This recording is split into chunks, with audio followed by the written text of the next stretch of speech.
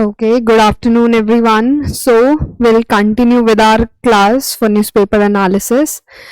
I had a very brief introduction with you guys about newspaper analysis and how you're supposed to read the newspaper and why reading newspaper is important. Just in case there are new students in the class, I'll briefly go over why newspaper reading is relevant for you guys. So, like I said, you have three stages in your judicial exam, right? You have your pre, you have your mains, and then you have your interview round. So, newspaper analysis is something that is going to help you with all three stages of your exam, right? So, the first thing that you will enhance once you start getting into habit of reading newspaper is obviously that you will have a good understanding and a good comprehension of various current affairs, right? So newspaper reading is very important for first and foremost for current affairs. Now you may think that we are going to get a current affairs analysis booklet or we're going to get a monthly magazine or something. तो वहां से current affairs अगर हमारे cover हो जाएंगे तो what is the point in going through the newspaper and dedicating an hour or two every single day for newspaper. So the thing with your monthly current affair magazines are that they have very limited information in them, right? They are very to the point, they have very crisp notes and very limited information is available to you in those current affair magazines. Even not all the relevant or is there.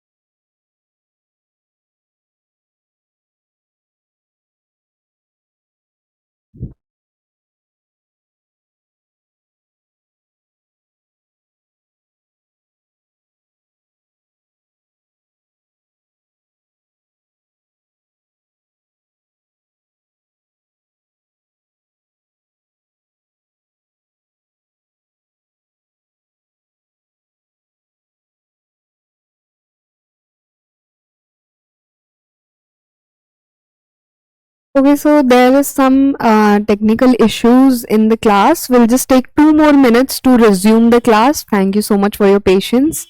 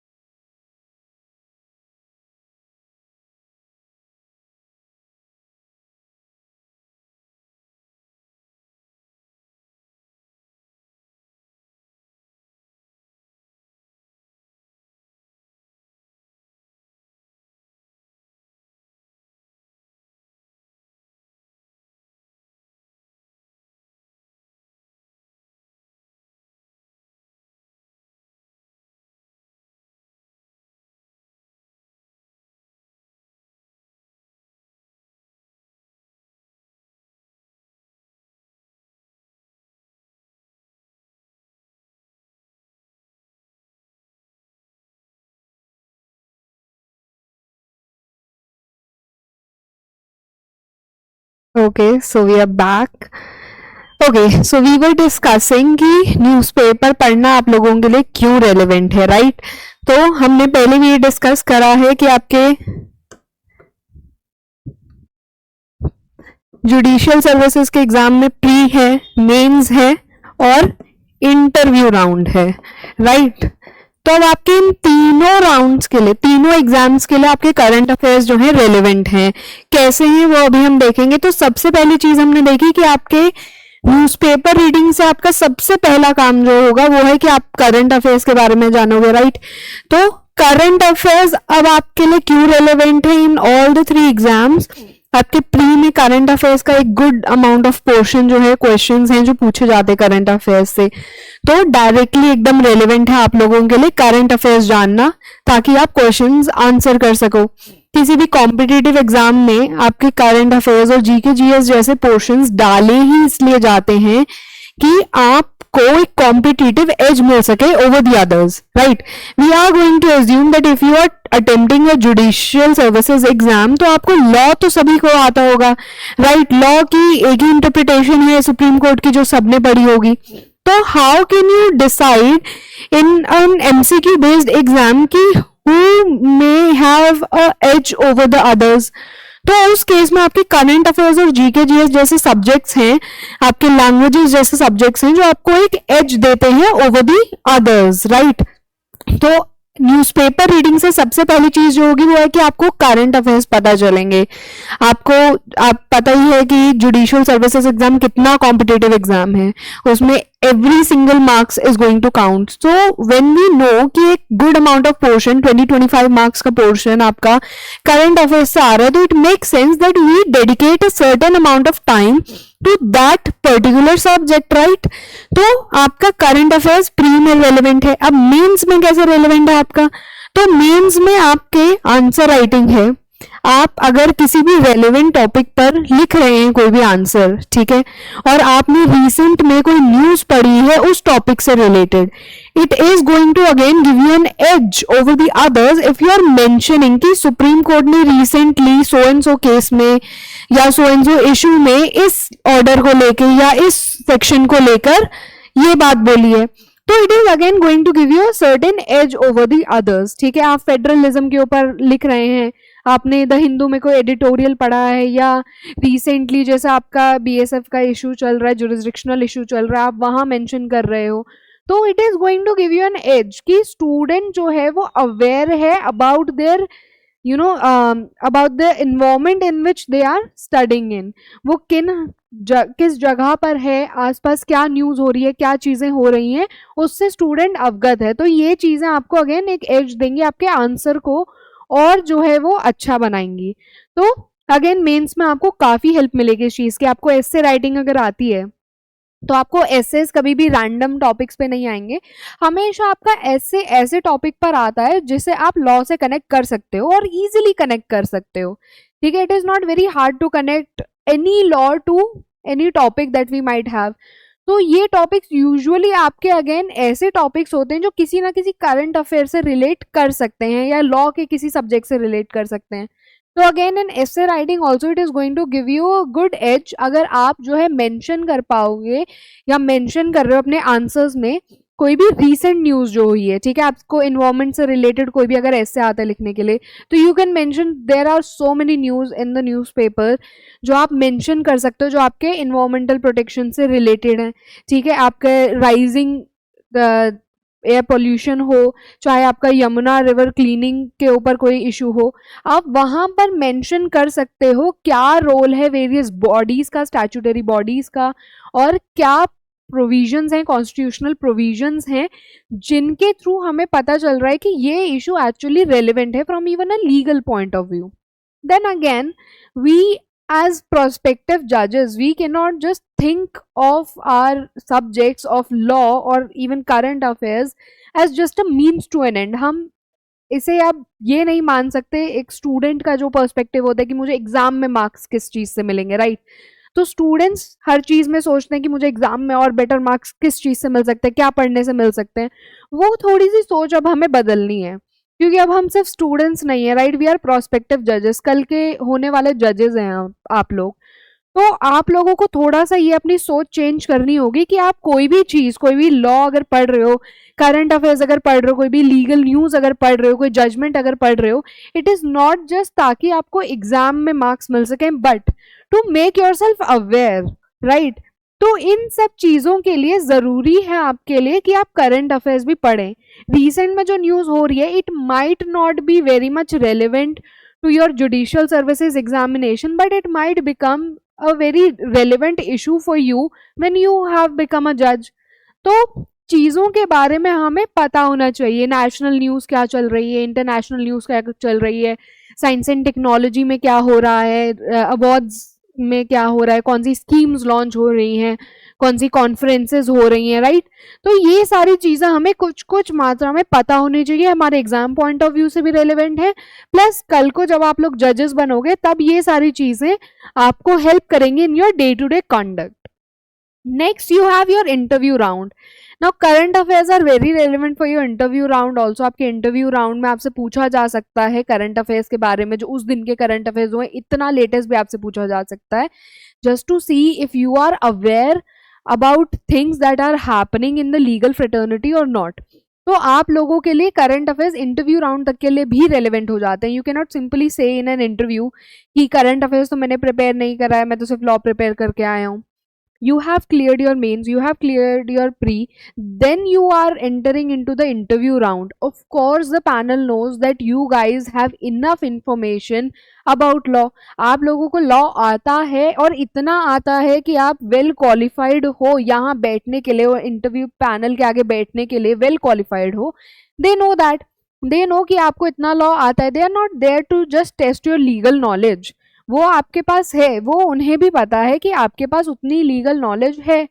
The thing that they notice in your interview rounds is mostly two things. One, how is your conduct, your personality, your conduct, वो कैसा है, ठीक है। अब आपको कुछ कुछ चीजें बता दी जा सकती हैं, आपको गाइड किया जा सकता है कि how you suppose to sit, how you suppose to answer the question, how you suppose to navigate a question जिसका आंसर आपको ना आता हो, how you suppose to enter a room, exit a room. ये सारी चीजें आपको गाइड करी जा सकती हैं, बताई जा सकती हैं।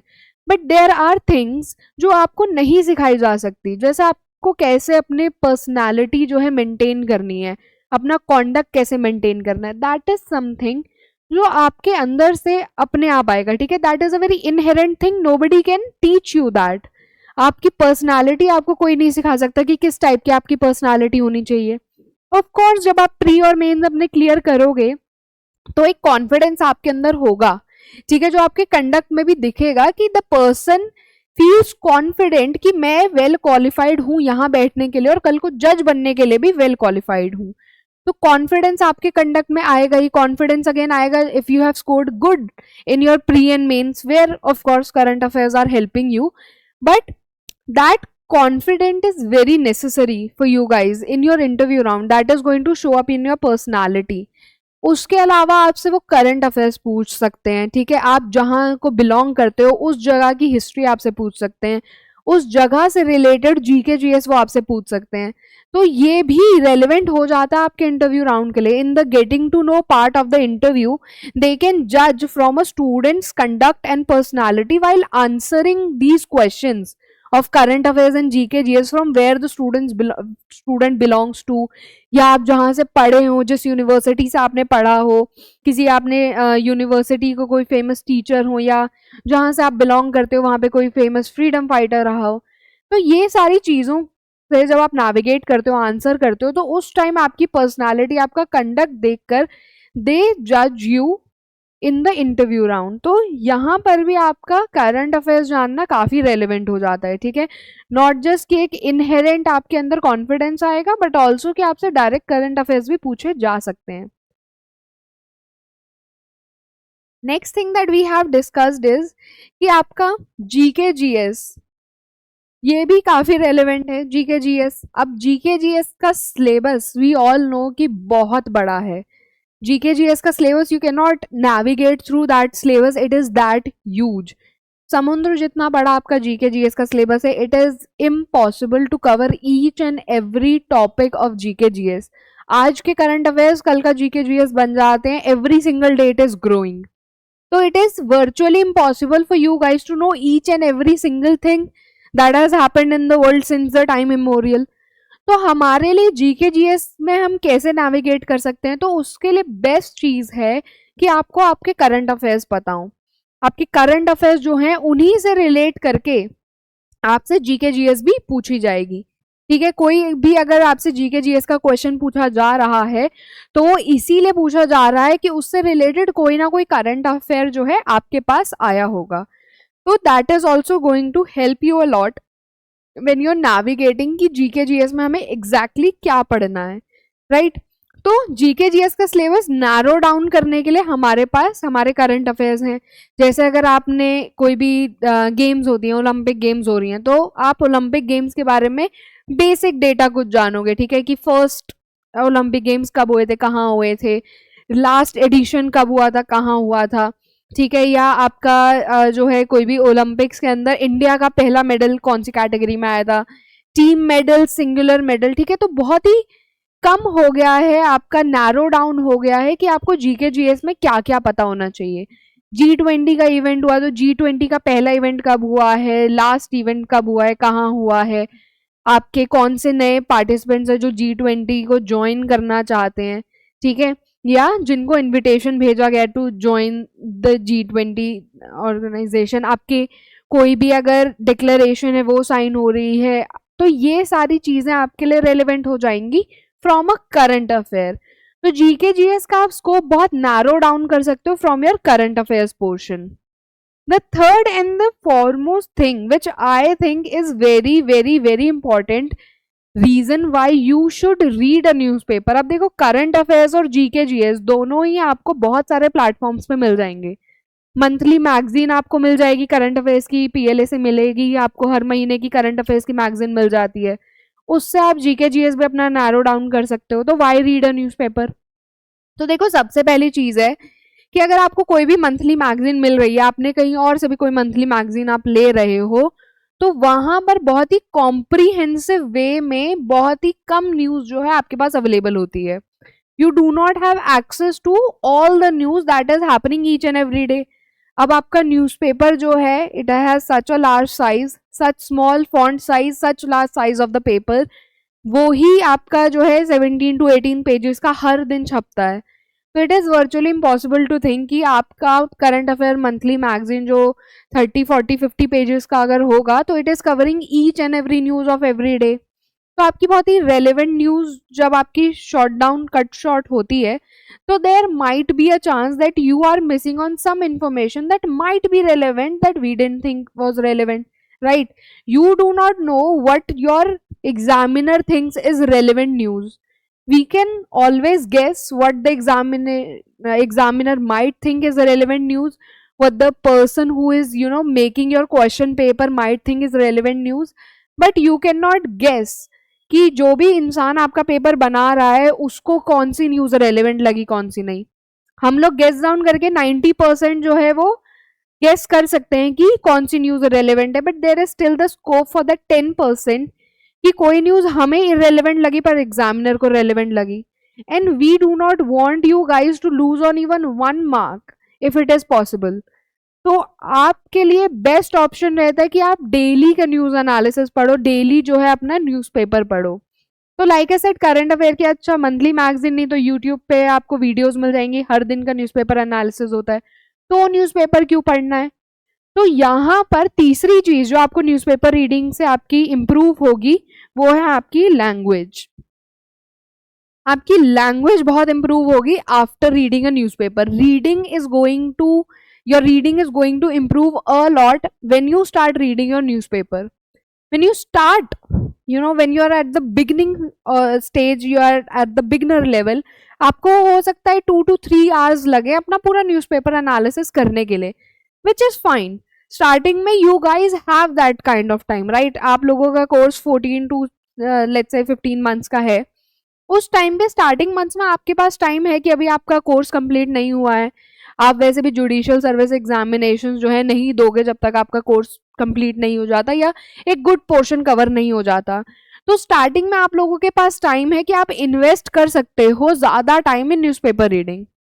But once you start reading each and every day, it might not be possible कि आप लोग डेली 2-3 घंटे दे रहे हो न्यूज़पेपर रीडिंग को, but it is very much possible कि धीरे धीरे धीरे धीरे आप जो है डेली 1 घंटा, 1.5 घंटा, 2 घंटा देना आपने चालू करा न्यूज़पेपर एनालिसिस के लिए, जो आपके 2-3 घंटे का एनालिसिस है वो दिन में अलग अलग आज में हो रहा, आधा घंटा भी पढ़ा, आधा घंटा बाद में पढ़ा, may be it is possible.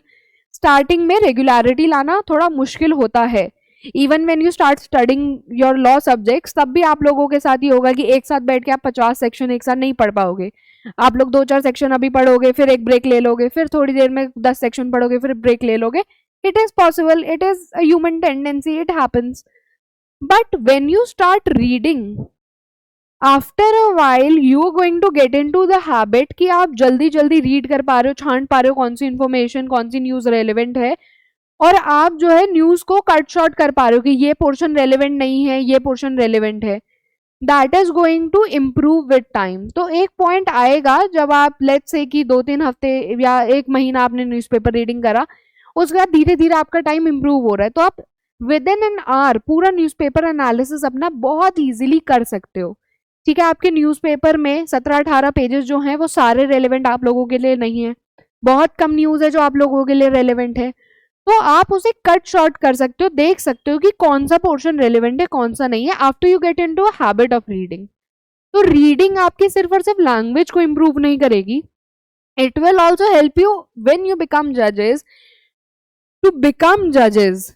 जो ये एक जर्नी आपकी रहेगी। Another thing that you must inculcate in yourself with reading is reading judgments also। ठीक है, सिर्फ अखबार पढ़ने से काम नहीं चलेगा, जजमेंट रीडिंग भी आपको करना चालू करनी पड़ेगी, ताकि एक तो आपको सेंस मिले कि आपको जजमेंट राइटिंग कैसे करनी है। कल को जब आप जजेस बनोगे, you going to be the one who is going to write the judgements, right, और dictate them however you might take it. तो यू नीड टू नो कि कैसे एक वेल स्ट्रक्चर्ड जजमेंट जो है वो लिखी जाती है, एक वेल स्ट्रक्चर्ड जजमेंट दिखती कैसे है, होती कैसे है, कैसे उसके अंदर रिसर्च जाता है। ये सारी चीजों के लिए आपको कोई अलग से कोर्स नहीं चाहिए कि आप कोई अलग से क्लासेस ज्वाइन करो जजमेंट राइटिंग की। You simply start reading the judgments. वो जजमेंट्स रीड करने से अब आपके बहुत बेनिफिट्स हैं, आपके लॉ पॉइंट्स क्लियर होंगे, आपको रीजन समझ आएगा किसी भी डिसीजन का। Now we all have gone through our law school, जहां पर हमने केस की समरीज या फैक्ट्स जो सिंपली पढ़ लिए ऑनलाइन या किसी बुक में, और सिंपली उन छोटी सी समरी के बेसिस पे हमने जो है अपने लॉ पॉइंट सीखे हैं। But when you read the whole of the judgment, again relevant parts of the judgment which you are going to understand when you start reading judgments, कि कौन सा पोर्शन रेलिवेंट है। तो जब आप रेलिवेंट पोर्शंस पढ़ना चालू करोगे जजमेंट्स के, ठीक है, जो आपके लैंडमार्क जजमेंट्स रही हैं स्पेशली उनके, तो आप बहुत अच्छे से समझ पाओगे कि क्या रीजन था ये डिसीजन देने का, what is the law point behind the decision that was given in any case. आपके पास प्लेथोरा ऑफ जजमेंट्स हैं, आपकी landmark judgments from older times to recent judgments, जिन्हें आप पढ़ सकते हो टू अंडरस्टैंड लॉ बेटर, कि किसी भी सुप्रीम कोर्ट के जज ने लॉ को कैसे इंटरप्रेट करा था। You might come to understand what the decision was, why it was given like this only, and if the decision has been overturned, you will see why it was overturned also, right? तो ये सारी चीजें आपको पता चलेंगी जब आप judgement पढ़ना चालू करोगे। Now judgments are not 4, 5, 6, 20, 30 pages judgments आपके पास आएंगी जो 500 पेजेस की होंगी, 1000 पेजेस की, 1500 पेजेस की भी होंगी जजमेंट्स। आपके पास बहुत लेंथी जजमेंट्स भी हैं, शॉर्ट जजमेंट्स भी आपकी बहुत छोटी नहीं होंगी। किसी भी सुप्रीम कोर्ट की कोई जजमेंट आपकी I don't think so 300 to 400 pages से कम की होगी। सॉरी। तो what's important for us is कि रीडिंग की हैबिट हम लोग डालें। जब आप अपना न्यूज़पेपर पढ़ रहे हो तो रीडिंग की हैबिट भी आपकी डेवलप होती जाएगी, करंट अफेयर्स आपको पता चलेंगे, जीके जीएस आपको पता चलेगा, लैंग्वेज आपकी सुधरेगी। आपको न्यूज़पेपर में कोई भी लेट्स से इंग्लिश का आप न्यूज़पेपर पढ़ रहे हो, आप उसमें वर्ड्स पढ़ते हो जो आपको हो सकता है ना पता हो, जिनका मीनिंग समझ ना आए हो। न्यूज़पेपर में उस वर्ड का मीनिंग या तो एक्सप्लेन है, नहीं तो आप सिंपली गूगल कर सकते हो कि इस वर्ड का क्या मतलब है। तो ऐसे करके आपके जो है एक्सप्रेशंस, आपको समझ आएंगे कि ये वर्ड का क्या मतलब है, ये एक्सप्रेशन का क्या मतलब है, ये फ्रेज का क्या मतलब है, इसे इस कॉन्टेक्स्ट में क्यों यूज किया गया है, कैसे यूज किया गया है। जब आप इंटरप्रिटेशन भी करोगे लॉज का, राइट, आपने इंटरप्रिटेशन ऑफ स्टैट्यूट्स आप लोगों ने सबने पढ़ ही लिया होगा अभी तक, तो इंटरप्रिटेशन ऑफ स्टैट्यूट्स में भी आपने देखा डिफरेंट स्टाइल्स है इंटरप्रिटेशन के, डिफरेंट रूल्स है इंटरप्रिटेशन के। मे का क्या मतलब है, शैल का क्या मतलब है, वो कैसे यूज हो रहा है आपके लीगल लैंग्वेज के अंदर, आपके वेरियस स्टाइल्स हैं इंटरप्रिटेशन के, गोल्डन रूल है, लिटरल इंटरप्रिटेशन है, आपका मिसचिफ रूल है। तो various styles of interpretation, various words that you have to give focus on to, that is also going to improve with your reading. Reading skills आपकी जैसे जैसे improve होंगी, ये चीजें भी आपकी साथ साथ इंप्रूव होंगी, it will also be beneficial for you guys. तो न्यूज़पेपर रीडिंग आपकी लैंग्वेज सुधारने में भी हेल्प करेगी। रीडिंग हैबिट जैसी डेवलप आपकी होगी, तो रीडिंग हैबिट के साथ जजमेंट रीडिंग भी आप करना स्टार्ट कीजिए, लॉ पॉइंट आपका उससे और अच्छा होगा। तो ये सारे जो है चेन रिएक्शन है एक, जो आप न्यूज़पेपर रीडिंग से इनिशिएट कर सकते हो, वेरी इजीली इनिशिएट कर सकते हो। तो आपका प्री, मेंस और इंटरव्यू तीनों राउंड्स के लिए ये सारी चीजें आपकी रेलिवेंट है। लैंग्वेज तो आपकी तीनों के लिए ही जो है बहुत जरूरी है। करंट अफेयर्स आपके अगेन तीनों राउंड्स के लिए जो है जरूरी है। प्री में आपके प्रॉपर करंट अफेयर्स के क्वेश्चन आएंगे, मेंस में आपको एज मिलेगी अगर आप आंसर्स में मेंशन कर रहे हो अपने करंट अफेयर्स, और इंटरव्यू में भी आपसे करंट अफेयर्स पूछे जा सकते हैं। Even if they are not asking you current affairs in interview round, they ask you some law point, और आप वहां पे कोई रीसेंट जजमेंट कोट कर रहे हो, आप कोई recent legal current affair quote कर रहे हो, तो it is again going to give a very good impression of you and of your conduct in the interview. अब हमारे लिए लाइक आई हैव सेड कि सारी न्यूज जो है वो इम्पोर्टेंट नहीं है, कुछ कुछ न्यूज हैं जो हमारे लिए इम्पोर्टेंट हैं। सबसे पहली चीज, कोई भी पॉलिटिकल न्यूज हमारे लिए इम्पोर्टेंट नहीं है कि किसी भी पॉलिटिकल पार्टी के किसी भी पर्सन ने सो एंड सो रिमार्क दिया, सो एंड सो क्लेम करा, सो एंड सो जो है रिमार्क किसी और पॉलिटिकल पार्टी के लीडर के लिए उन्होंने कहा, ये सारी न्यूज हम लोगों के लिए रेलिवेंट नहीं है, ठीक है। लॉ में even today as students studying for judiciary and also tomorrow when you become judges, it might not be very relevant for you guys, तो वो न्यूज हम सिंपली स्किप कर देंगे। तो हमारे लिए जो इम्पोर्टेंट सेक्शंस हैं, सबसे पहले तो नेशनल न्यूज है आपकी। नेशनल न्यूज, अभी हम लोग न्यूज़पेपर देखेंगे तो विल सी कि नेशनल न्यूज कौन कौन सी है। तो नेशनल न्यूज के अंदर आपके just again very relevant topics only, जो नेशनल लेवल पे कोई स्कीम कॉन्फ्रेंस हो रहा है, आपका नेशनल लेवल पे कोई जो है इनिशिएटिव स्टार्ट हुआ है, या कोई फंक्शन हुआ है, कुछ भी हुआ, वो चीजें हमारे लिए रेलिवेंट है in very little quantity. International news, again international news आपका जितना आप उसको इंटरनेशनल लॉ से रिलेट कर पा रहे हो उतनी न्यूज आप लोगों के लिए जो है रेलिवेंट है। अदरवाइज इंटरनेशनल न्यूज बाकी जितने भी है वो हमारे लिए बहुत रेलिवेंट नहीं है, कि किसी भी जगह पर कोई भी जो है रिमार्क अगेन एक पॉलिटिशियन ने दूसरे पॉलिटिशियन को दिया, doesn't matter, it is not relevant for us, right. तो इंटरनेशनल न्यूज में भी जो आप इंटरनेशनल लॉ से जोड़ सकते हो, कहीं पे वॉर हो रही है, कोई ह्यूमन राइट वॉयलेशन हो रहा है, ये सारे चीजें जो हैं वो हमारे लिए रेलिवेंट हो जाती हैं इंटरनेशनल लॉ के अंदर, ठीक है। कहीं गवर्नेंस चेंज हो रही है, that is also something that is relevant for us. Next आपके पास डिफेंस न्यूज है।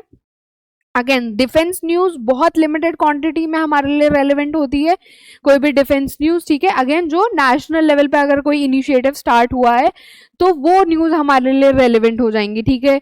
कोई आपका अपॉइंटमेंट हुई है, ठीक है, वो हमारे लिए थोड़ा सा रेलिवेंट हो जाएगा करंट अफेयर्स के अंदर, कि अगर किसी पोस्ट पे किसी की अपॉइंटमेंट हुई है तो वो, तो अपॉइंटमेंट न्यूज अलग से आप इसको देख सकते हो। अपॉइंटमेंट न्यूज के अलावा जैसे कि मैंने कहा स्कीम्स कोई भी हो, ठीक है, गवर्नमेंट स्कीम्स हैं कोई भी जो आपकी इनिशिएट हुई है, जैसे आपकी सोलर एनर्जी के लिए स्कीम जो है लॉन्च करने की बात की गई है। प्राइम मिनिस्टर नरेंद्र मोदी ने कल की सेरेमनी के बाद ये अनाउंस करा था कि they are going to have a scheme to install solar panels on about I guess 1 crore houses that he declared. We'll just see it in the newspaper how many houses or what the scheme is, what the scheme is called, all of that we'll see. तो schemes news आप लोगों के लिए important हो गई है। उसके अलावा आपके लिए क्या इंपॉर्टेंट है, आपके कोई भी अगर नेशनल लेवल पे कॉन्फ्रेंस हो रही है तो वो रेलेवेंट हो गई है। स्पोर्ट्स न्यूज, स्पोर्ट्स न्यूज आप लोगों के लिए बहुत कम स्पोर्ट्स न्यूज रेलेवेंट है। स्पोर्ट्स न्यूज के अंदर सिर्फ और सिर्फ अगर कोई नेशनल रिकॉर्ड टूटा है या कोई इंटरनेशनल लेवल पे कोई गेम्स हो रही हैं, एशियन गेम्स, आपकी पैरा ओलंपिक्स हो रहे हैं, ओलंपिक गेम्स हो रही हैं, तो ये सारी गेम्स यहाँ पर अगर कोई रिकॉर्ड बना या इंडिया का जो भी मेडल्स जो है इंडिया को मिले हैं वो आप लोगों के लिए रेलेवेंट हो जाएगा। Not all sports news is relevant for you guys. IPL में कौन सी टीम जो है उनके कौन कैप्टन बन गया is not relevant for you guys. तो स्पोर्ट्स न्यूज बहुत कम आप लोगों के लिए रेलिवेंट है। अवार्ड्स में भी अगेन अगर कोई नेशनल अवार्ड्स आपको मिल रहे हैं, किसी को भी मिला है, वो रेलिवेंट हो जाएगा हमारे लिए। या कोई क्लेम्ड अवार्ड अगर किसी को मिल रहा है तो वो रेलिवेंट हो जाएगा। आपके नोबेल प्राइजेस मिले हैं, बुकर प्राइज आपका किसी को मिला है, आपका बाल पुरस्कार जो है वो मिले हैं, ये सारी न्यूज आप लोगों के लिए रेलिवेंट है अवार्ड्स न्यूज में, बाकी सब नहीं है।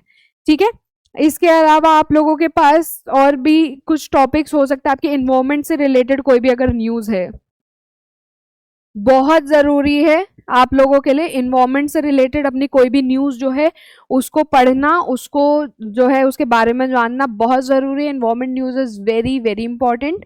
ये आपके लीगल पॉइंट ऑफ व्यू से बहुत जरूरी हो जाती है, क्योंकि रिसेंट में we have seen this trend जहां पर we are moving towards more of a sustainable development. So for that perspective we need to understand कि आपका sustainable development क्या है, sustainable development goals क्या हैं, international क्या क्या हमारी obligations है, इंडिया में क्या क्या हम लोगों ने इस डायरेक्शन में स्टार्ट करा है। environment न्यूज़ के अंदर आपके obligations constitution के अंदर क्या हैं, आपके obligation, आपके various जो environmental acts हैं उनके अंदर ऑब्लिगेशंस हमारे क्या हैं, कौन रेलेवेंट स्टेक होल्डर्स हैं, ये सारी न्यूज़ हमारे लिए थोड़ी सी इंपॉर्टेंट हो जाती है जानना। ठीक है, आपके इसके अलावा साइंस एंड टेक्नोलॉजी है। साइंस एंड टेक्नोलॉजी नाउ इसके अंदर भी अगेन बहुत लिमिटेड न्यूज़ है जो आप लोगों के लिए एग्जाम पर्सपेक्टिव से इंपॉर्टेंट है। साइंस एंड टेक्नोलॉजी के अंदर कि एग्जाम पर्सपेक्टिव से आपको जस्ट ये पता होना चाहिए कि कोई भी अगर नई इन्वेंशन हुई है या कोई भी हम लोगों ने नया मिशन, जैसे आपका मार्स मिशन रहा है, वैसे ही अगर कोई भी इसरो का कोई नया मिशन है, कोई हमने नई इन्वेंशन करी है, कोई नई डिस्कवरी हुई है, तो ये सारी चीज़ें हमारे लिए थोड़ी रेलिवेंट हो जाती है साइंस एंड टेक्नोलॉजी में। Another perspective with this is I personally think that you guys should be aware about all the technological changes जिनका legal impact जो है कल को काफी बड़ा हो सकता है। राइट अब आप लोग अगेन जस्ट स्टूडेंट की तरह हम लोग नहीं सोचेंगे कि हम लोग स्टूडेंट्स हमें एग्जाम में क्या रेलिवेंट है हमारे लिए। कल को आप लोग जजेस बनोगे, आपके पास केसेस आ सकते हैं जो इमर्जिंग टेक्नोलॉजी से रिलेटेड हैं, जो किसी भी ऐसे इन्वेंशन से रिलेटेड हैं जो आजकल में हो रही हैं। ठीक है, आपकी 6G टेक्नोलॉजी जैसे होगी, आपकी AI टेक्नोलॉजी जैसे होगी, आपकी IoT सेंटर्स जो है वो बनाने की बात हो रही है, स्मार्ट टेक्नोलॉजी की बात हो गई।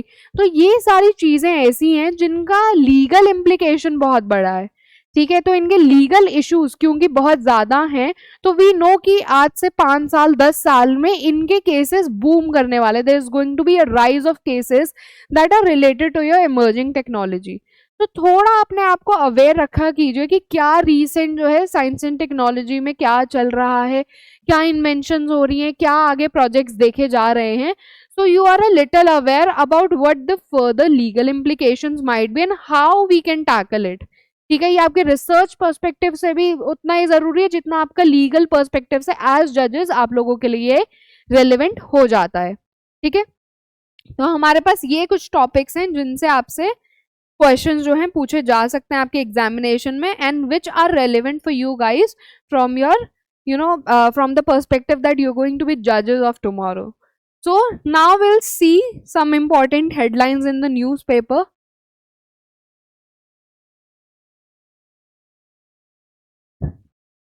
So there was this whole Pran Pratishtha yesterday. There was it has been called a historic day for us, right? सो यहाँ पर इस न्यूज़ में हमारे लिए बहुत ज़्यादा कुछ रेलिवेंट नहीं है। There are little things that we should know about this the whole event, जो हमें बेसिक्स जो हैं इसके बारे में कुछ पता होने चाहिए।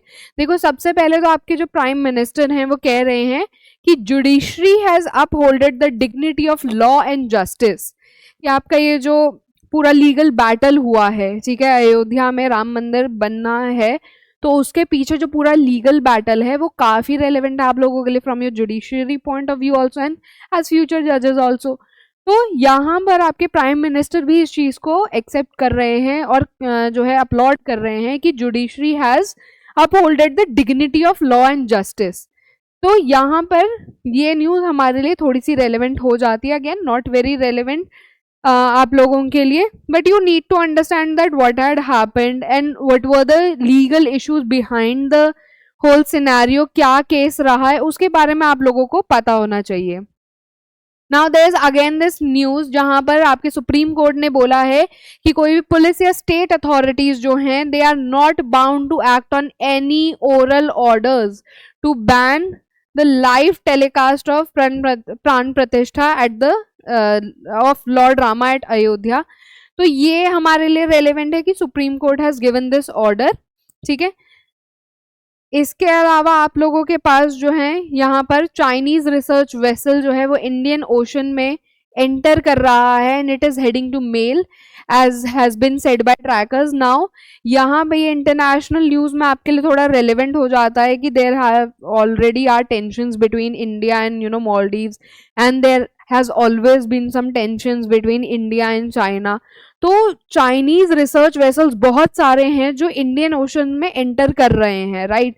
तो ये न्यूज हमारे लिए थोड़ी रेलेवेंट हो जाती है आपके डिफेंस पर्सपेक्टिव से भी और इंटरनेशनल लॉ के पर्सपेक्टिव से भी कि क्या इसमें इशू है, क्यों ये हो रहा है and what is the stance of Indian government regarding this issue.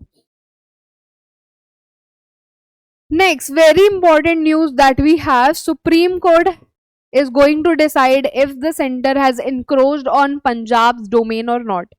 तो यहाँ पर पूरा इशू ये है आपका कि आपके जो BSF है उनकी जो रीच है वो 15 किलोमीटर से 50 किलोमीटर कर दी गई थी through a notification. Now the issue is कि आपका पंजाब और वेस्ट बंगाल में ये जो लिमिट बढ़ाई गई थी, बोला गया था कि it is relevant from national perspective, security perspective से बहुत जरूरी है ये रीच को एक्सटेंड करना। Now Punjab and West Bengal have they have stood against the notification and they are wanting कि ये notification जो है उसे unconstitutional declare कर दिया जाए, void declare कर दिया जाए। Now a lot of things are working here। सबसे पहली चीज आप लोगों को हर एक न्यूज को अपने लॉ से कनेक्ट करना है कि कैसे वो कॉन्स्टिट्यूशन से कनेक्टेड है, कैसे कोई भी चीज आपकी जो है वो कनेक्टेड है टू वेरियस अदर लॉज जो आपके रेलिवेंट लॉज है, स्पेशली जुडिशियल एग्जामिनेशन के लिए जिस भी स्टेट को आप टारगेट कर रहे हो उसके लिए। तो if anybody is targeting Punjab और if anybody is targeting your West Bengal तो उनके लिए काफी रेलिवेंट हो जाएगी ये news. It might not be very relevant for the students who are targeting other states, but then again you can relate this to your constitution of India। you can easily relate it कि आप unconstitutional declare करने के लिए बोल रहे हो।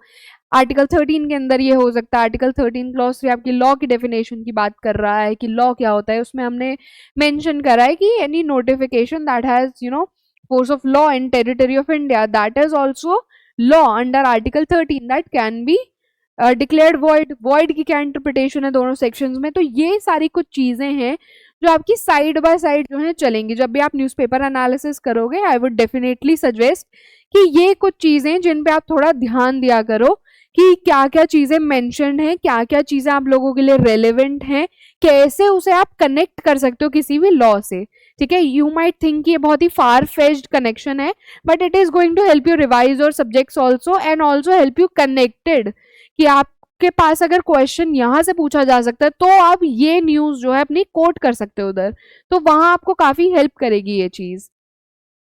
तो अब यहाँ पर सुप्रीम कोर्ट ने जो है कहा है कि वो कोई भी ये जो पूरा इशू चल रहा है बॉर्डर स्टेट्स का, जहां पर आप सब बॉर्डर स्टेट्स को अलाइक ट्रीट करके बीएसएफ का जो रीच है वो 50 किलोमीटर्स तक लेकर जा रहे हो, क्या वो चीज सही है या नहीं है, उस चीज की वैलिडिटी जो है देखी जाएगी। पंजाब ने यहाँ पे कॉन्स्टिट्यूशनल वैलिडिटी जो है चैलेंज करी है इस नोटिफिकेशन की और कहा है कि ये जो है पंजाब की पुलिस का और जो पंजाब गवर्नमेंट का जो कंट्रोल है स्टेट के ऊपर उसको छीन रहे हैं। तो बेसिकली जो फेडरल स्ट्रक्चर है उसको जो है ये लोग चेंज करने की कोशिश कर रहे हैं, छीन रहे हैं उसकी पावर को। अब यहाँ पे आपके फेडरलिज्म के ऊपर भी अगर कोई क्वेश्चन आता है तो अगेन ये न्यूज आपकी काफी रेलिवेंट हो जाएगी कि फेडरलिज्म को आप यहाँ पर कैसे जोड़ पा रहे हो, कैसे मेंशन कर पा रहे हो कि अगर आपको फेडरलिज्म पे क्वेश्चन आता है तो आप लिख सकते हो कि इंडिया में we have a quasi federal system, sorry quasi federal system, right. यहाँ पर हम लोगों के पास एक फेडरल स्ट्रक्चर है, आपके पास डिवीजन ऑफ पावर है, बट हम लोग यूनिटरी मेथड की तरफ ज्यादा जो है इंक्लाइंड हैं। बट दैट डजंट मीन कि आप जो है स्टेट से उसकी पावर्स को छीन सकते हो, आप उनकी पावर्स पे इंक्रोच कर सकते हो। जो सब्जेक्ट स्टेट लिस्ट में मेंशन है स्पेसिफिकली उन पर आप लॉज बनाने की कोशिश करो, that is not allowed under your constitution. तो यहाँ पर वो आर्टिकल्स भी आपके रेलेवेंट हो जाएंगे। तो लाइक आई वाज सेइंग कि आपका 50 किलोमीटर जो है एरिया कर दिया गया था बीएसएफ की रीच का। तो बोला गया था कि there are other states also, जैसे आपका गुजरात है वहां पे 80 किलोमीटर्स है ये एरिया, और राजस्थान में 50 किलोमीटर तक पहले ही रीच था बीएसएफ का। तो इट इज नॉट समथिंग कि वो स्पेसिफिकली पंजाब या वेस्ट बंगाल को टारगेट कर रहे हैं। तो यहाँ पर भी आपके एडवोकेट जनरल ऑफ पंजाब जो हैं और another advocate for Punjab, they have argued कि ये जो स्टेट्स हैं आपके गुजरात और राजस्थान जैसे स्टेट्स हैं, इनमें जो रीच है टेरिटरी का बीएसएफ का वो इतना ज्यादा इसलिए जो है इशू नहीं है क्योंकि जो रीच बीएसएफ की है वहां पर आपके कोई भी इंपॉर्टेंट टाउन या रेजिडेंशियल एरियाज नहीं आ रहे हैं, वहां पर आपके मार्श लैंड्स हैं या फिर डेजर्टेड एरियाज हैं।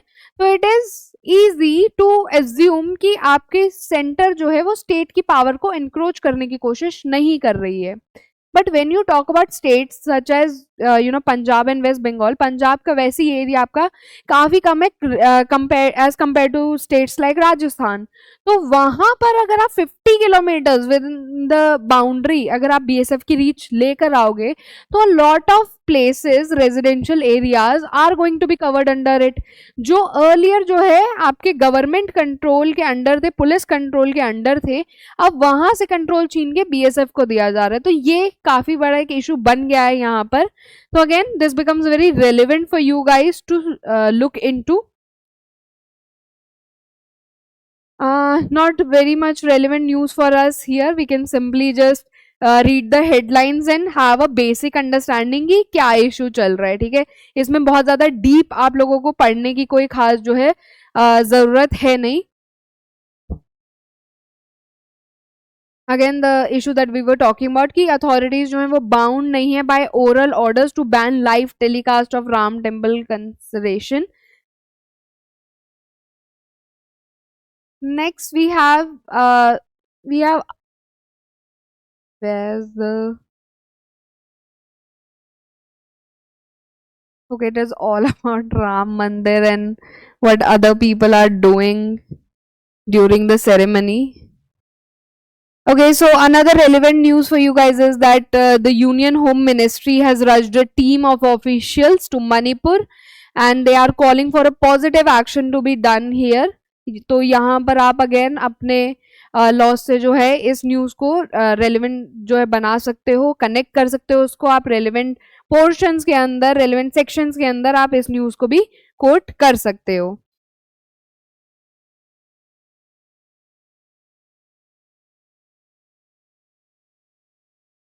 Okay, so we have another very interesting news. We were just talking about the solar panels installation.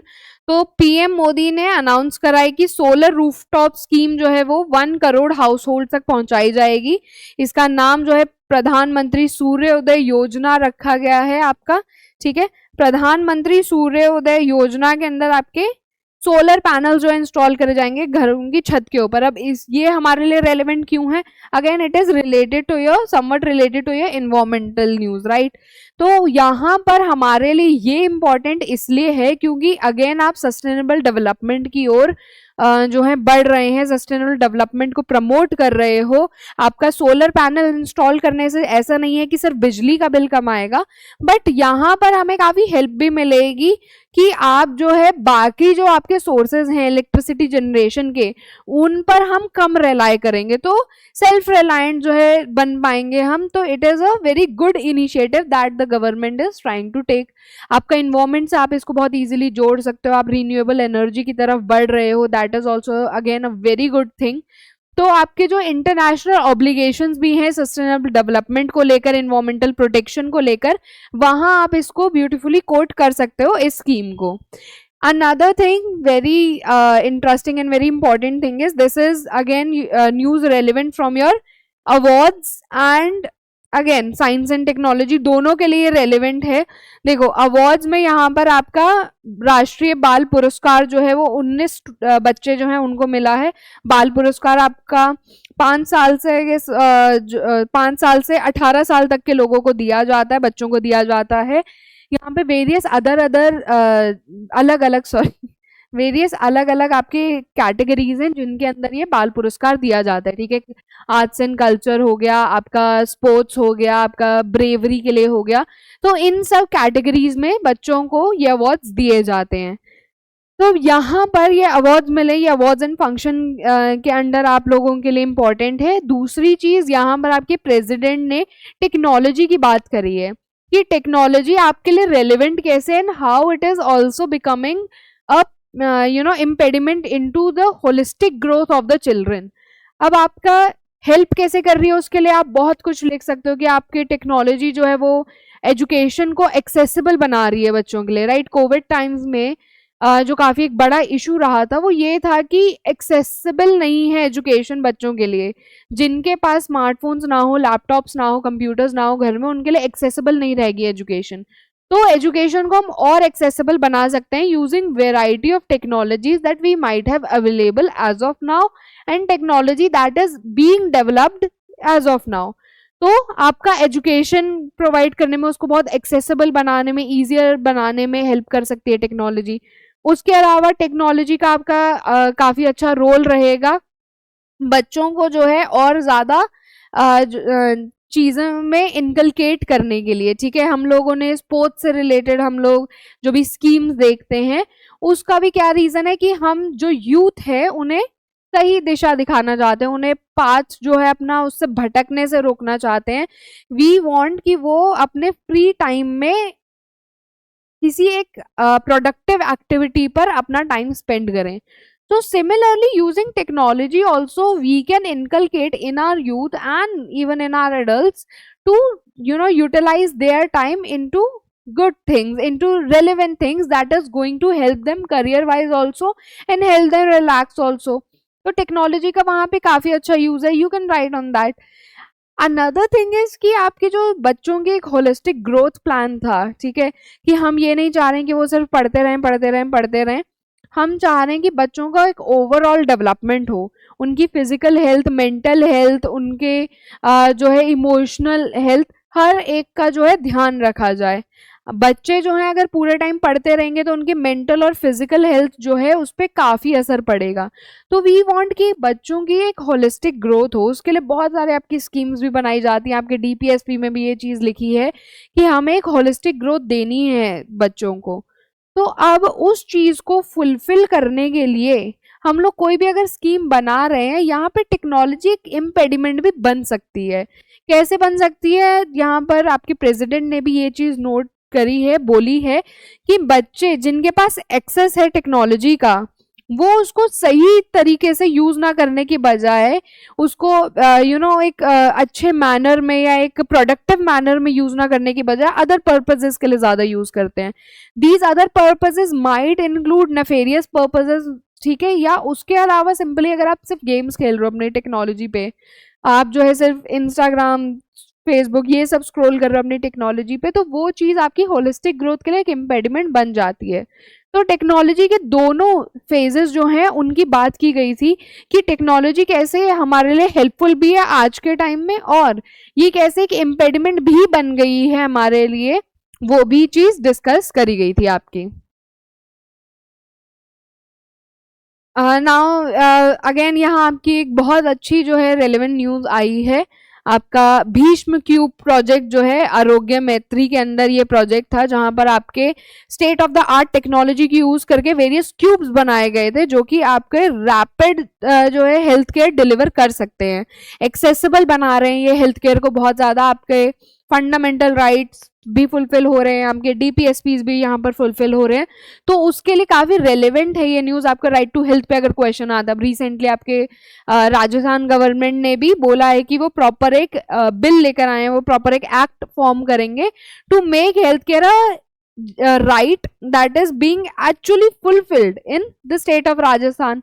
आपसे अगर क्वेश्चन पूछा जाता है राइट टू हेल्थ के ऊपर, तो आप वहां पर ये चीजें मेंशन कर सकते हो कि आपके DPSPs भी फुलफिल हो रहे हैं, आपके फंडामेंटल राइट्स के लिए भी काम किया जा रहा है। तो ये project it is a very amazing project that has been done, कि वो हेल्थ केयर को एक्सेसिबल बना रहे हैं इवन इन द एरियाज जहां पे आपका हॉस्पिटल बनाना पॉसिबल नहीं है।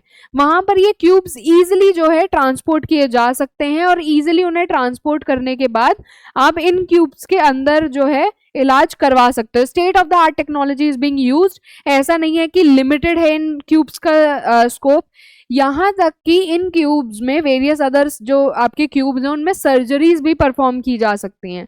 तो again a very great initiative. उसके अलावा अगेन एनवायरमेंट के अंदर आप ये न्यूज़ भी आपके लिए रेलिवेंट हो जाती है। उड़ीसा गवर्नमेंट ने अर्जेंट डिप्लॉयमेंट की बात करी है। जो कुमकी एलिफेंट्स हैं तमिलनाडु से बोला गया है कि वो कुमकी एलिफेंट्स को ट्रेन कर सकें और उन्हें फिर उड़ीसा में डिप्लॉय किया जा सके। अब इशू यहाँ पे ये हो रहा है कि जो वाइल्ड एलिफेंट्स हैं वो एलिफेंट्स का बहुत ज्यादा इंटरैक्शन हो रहा है ह्यूमंस के साथ, ठीक है, वो क्रॉप्स डिस्ट्रॉय कर दे रहे हैं, अटैक कर रहे हैं ह्यूमंस को, तो ऑल टाइम हाई पे चल रहा है ये इंटरैक्शन। तो इस चीज को रोकने के लिए, फर्दर अटैक्स को रोकने के लिए, क्रॉप जो है आपकी खराब ना हो उस चीज को रोकने के लिए, गवर्नेंस सिस्टम बनाने के लिए और आपका क्या कहते हैं पेट्रोलिंग करने के लिए, इन सब चीजों के लिए उड़ीसा गवर्नमेंट ने रिक्वेस्ट करा है तमिलनाडु गवर्नमेंट को कि वो कुमकी एलिफेंट्स को और उनके महावतों को जो है डिप्लॉय कर सके। एटलीस्ट 4 कुमकी एलिफेंट्स और उनके महावत जो है वो भेज सके उड़ीसा के अंदर, ठीक है। Tamil Nadu has a very successful and commendable programme जहां पे वो कुमकी एलिफेंट्स को ट्रेन करते हैं और उसे वाइल्ड लाइफ कंजर्वेशन पर्पजेस के लिए यूटिलाइज भी करते हैं। तो ये न्यूज भी आपकी एनवायरमेंट से रिलेट करके आप इसको देख सकते हो कि काफी रेलिवेंट है। साइंस एंड टेक्नोलॉजी के लिए बहुत ही एक रेलिवेंट और बहुत ही अमेजिंग ये न्यूज है। Now CSIR has found a cannabis compound जिसके एंटीबायोटिक इफेक्ट्स हैं। ये न्यूज हमारे लिए रेलेवेंट क्यों है? बहुत सारे पॉइंट्स पे हमारे लिए रेलेवेंट है। देखिए, सबसे पहले तो एक जो काफी बड़ा इशू चल रहा है हमारे आज के टाइम में मेडिसिनल फील्ड में, वो ये है कि आपकी मेडिसिन जो हैं वो जिस भी पर्पस के लिए बनी है, जिस भी माइक्रोब को, बैक्टीरिया हो गया, वायरस हो गया, जिसको ट्रीट करने के लिए बनी है, the medications are not as good as they used to be. ऐसा नहीं है कि मेडिकेशन की एफिकेसी कम हो गई है, बट जो आपके माइक्रोब्स हैं उन्होंने रेजिस्टेंस बिल्ड कर लिया है, ठीक है। Resistance, if you guys do not understand this, let me explain it to you in this way कि आपका कोई भी अगर डिजीज थी, जैसे टाइफॉइड है, उसकी जो भी मेडिकेशन थी वो मेडिकेशन बार बार आपकी कंज्यूम हो रही थी। आप लोगों ने 10th क्लास तक की ये बेसिक साइंस है जहां पे आपने एवोल्यूशन में भी ये पढ़ा होगा कि आपका हर एक ऑर्गेनिज्म इवॉल्व कर रहा है with time, with the circumstances in the environment that we are, ठीक है। हर एक ह्यूमन इवॉल्व कर रहा है, हर एक लिविंग बीइंग इवॉल्व कर रहा है, हर एक नॉन लिविंग बीइंग भी जो है वो by the virtue of evolving of living beings वो भी इवॉल्व कर रहे हैं। तो कंटिन्यूअस ये एक प्रोसेस है, it is a very slow process. आपका ये 1 दिन में 2 दिन में नहीं हो जाता है, but over a period of thousands and thousands of years ये प्रोसेस आपका ग्रेजुअल चेंजेस देखने को मिलते हैं। इसी एवोल्यूशन के थ्रू जो है हमने मरीन लाइफ से आपकी जो है एम्फीबियंस आए हैं, आपके एम्फीबियंस से टेरेस्ट्रियल एनिमल्स आए हैं, आपके बर्ड्स आए हैं, वहीं से आपका जो है, जो हम पूरा एक बोलते हैं कि ह्यूमंस जो है वो बंदर से इंसान हम लोग बने हैं। तो ये पूरा एक एवोल्यूशन का प्रोसेस है कि हम जिस एनवायरनमेंट में रह रहे हैं, हमें जिन चीज़ों की ज़रूरत है, जिन चीज़ों की हमें नीड फील हो रही है, हमारा एनवायरनमेंट जैसा हमें मिल रहा है, उसके हिसाब से हमारी बॉडीज अडेप्ट कर रही है, इवॉल्व कर रही हैं। तो ये जो माइक्रोब्स हैं ये भी इवॉल्व कर रहे हैं over a period of time, ये भी अडेप्ट कर रहे हैं अपनी सर्कमस्टांसेस को लेकर। तो जब एक ही दवाई बार बार इन माइक्रोब्स को मिलती रहेगी, तो they are also going to evolve, they are also going to adapt to the circumstances. तो वो रेजिस्टेंट हो जाते हैं कि वो दवाई का उन पर उतना असर नहीं पड़ पाता है। लेट्स से कि कोई मेडिकेशन थी टाइफॉइड की, जिसको मिलते ही आपके टाइफॉइड के जितने भी बैक्टीरिया है वो 99% बैक्टीरिया मर जा रहे थे उससे। कोई एक बैक्टीरिया था जो थोड़ा इवॉल्व था या उस तक मेडिकेशन प्रॉपर पहुंची नहीं, तो वो बच जाता है।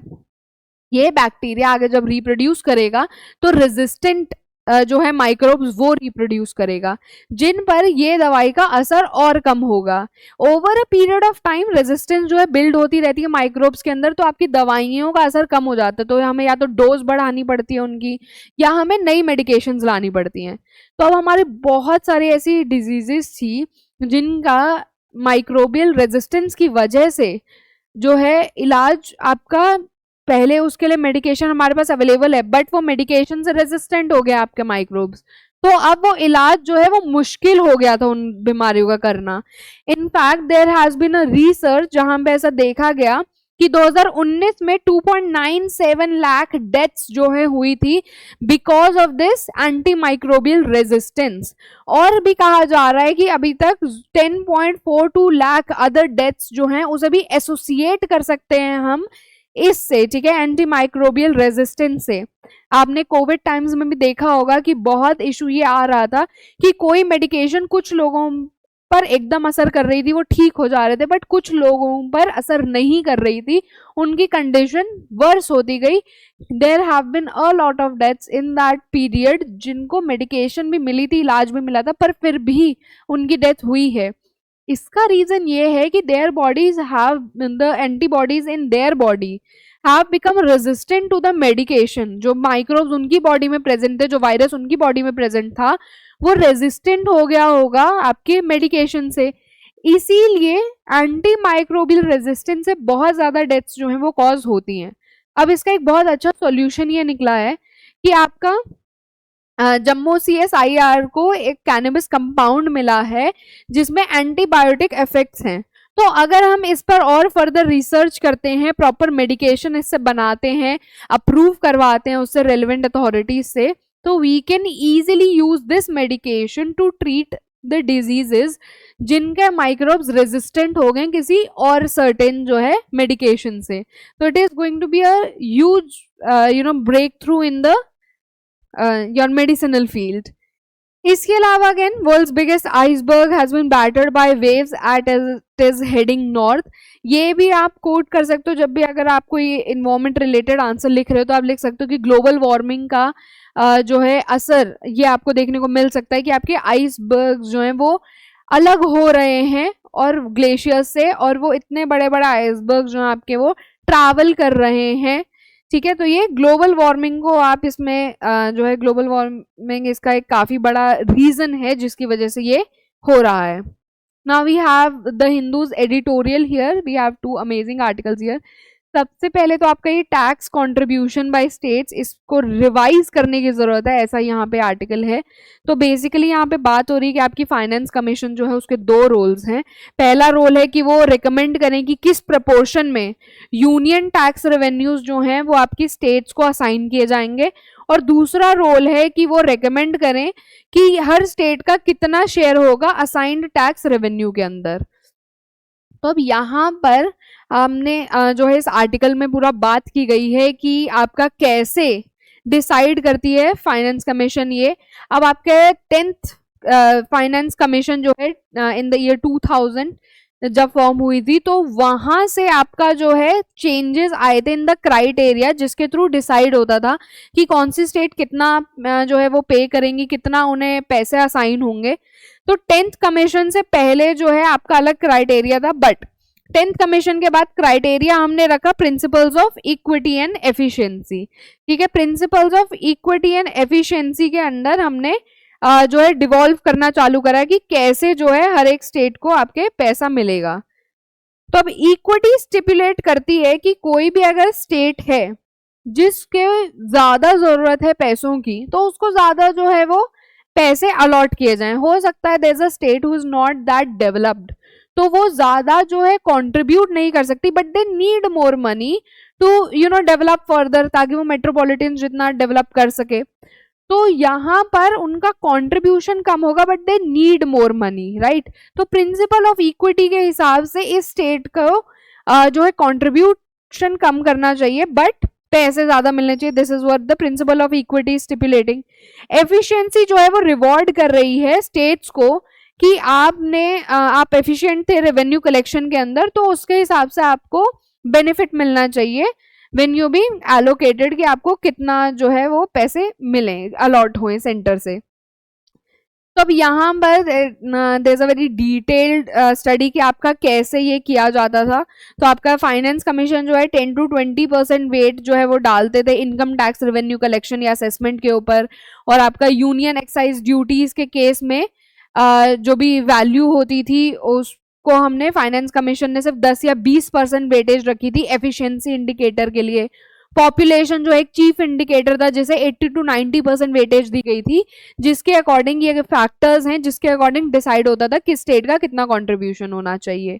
तो यहाँ पर ये बहुत ही अच्छा आर्टिकल जो है दिया हुआ है कि अब कैसे उसे चेंज करना चाहिए. अब जीएसटी के आने के बाद we have a comprehensive system जहाँ पर आपका जो है अलग अलग टैक्सेस नहीं हो रहे हैं. तो ये एक बहुत अच्छी अपॉर्चुनिटी हमें दे रहा है कि हम जो है टैक्सेस को वो जो है रिवाइज कर सके. Again this might not be very relevant from your judicial services perspective, but from the perspective of you being future judges, I would definitely recommend that you should look into this. Now this news is very relevant from your judicial examination perspective and from the perspective that you're going to be future judges. The idea of one nation and one election, it is being discussed in this article कि आपका one nation one election का scheme क्या है, क्यों उसे implement किया जा रहा है, वो होगी भी इम्प्लीमेंट नहीं होगी, अभी तक क्या प्रोग्रेस है, and what the author thinks is going to be the result of implementing such a scheme. तो यहाँ पे जो फेडरल स्ट्रक्चर है इंडिया का उसकी बात की गई है कि वो फेडरल स्ट्रक्चर के अगेंस्ट जा रही है ये स्कीम. तो how it is happening and what might be relevant for you guys, you should definitely read this news and connect it with your federal structure in the constitution that you guys have read about or might read about in your constitutional law classes. So definitely do look up this news. I would genuinely ask you guys to read up this article. It is very amazing article, very comprehensive written, so it is going to help you a lot. I see that our time is up, so I'll be ending the class now. Thank you so much for attending the class. You may leave now.